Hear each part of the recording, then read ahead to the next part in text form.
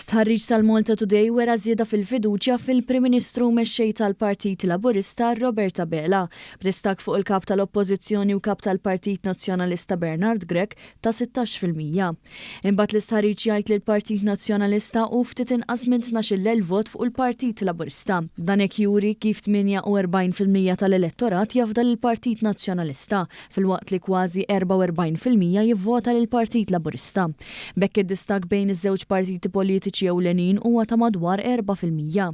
L-istħarriġ wera li hemm sezzjoni fl-elettorat li m'għandux fiduċja fiż-żewġ partiti jew li hu indeċiż u ma wera l-ebda żieda fl-appoġġ fil-Partit Nazzjonalista fuq sondaġġi oħra. Iżda nies li votaw lill-Partit Laburista qed jgħidu li ma jivvutawx.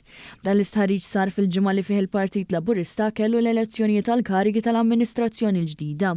Fosthom kien hemm dawk tad-deputati mexxejja tal-Partit Laburista kif ukoll tal-President tal-Partit. Intant waqt il-program Papers kien fuq dan l-istazzjon ġew diskussi dawn is-sondaġġi. L-eks-deputat nazzjonalista Herman Schiavone tkellem dwar it-trust rating tal-mexxejja u xi jfisser dan f'tali sondaġġi. Il-Partit Nazzjonalista għandu problema kbira f'dak li huwa trust rating tal-mexxej.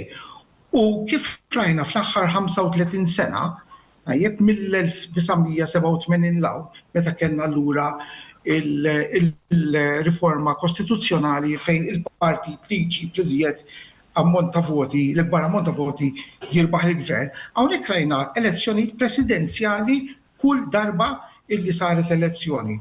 U f'kull elezzjoni mingħajr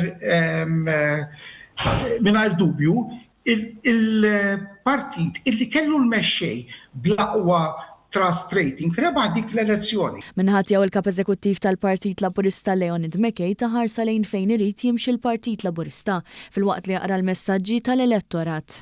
Is-surveys irridu naqraw x'inhuma il-messaġġi li qed jagħtu u forsi nagħmel aċċenn anke għall-astensjonijiet li dawk jistgħu faċilment ituk interpretazzjoni ħafna iktar wiesa' minn sempliċement rebħa naħa u telfa għal naħa oħra. Naħseb il-Partit Laburista anka f'daw l-aħħar jiem minn meta nħattret amministrazzjoni ġdida għamlet oġġettiv partikolari li tisma' dawk il-voċijiet partikolarment li qed jikkritikaw anka l-Partit Laburista u li qegħdin jgħidu dawn huma importanti nisimgħuhom.